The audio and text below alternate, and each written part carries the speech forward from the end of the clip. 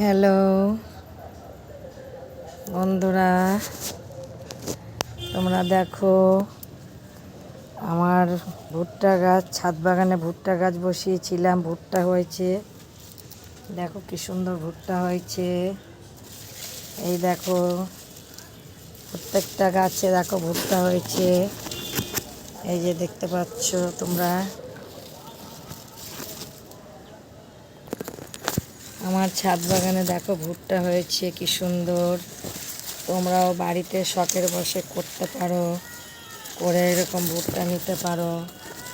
এই ভুট্টা খেতে ভালো লাগবে, কেন কোনো সার নেই এতে। আমি শুধু খোসা পচা, তরকারির সবজি পচা এই সমস্ত জল দিই, আর দিই খোল পচা জল। দেখতে কত সুন্দর লাগছে দেখো, খাওয়ার থেকেও বেশি সুন্দর লাগে দেখতে, ভীষণ ভালো লাগছে।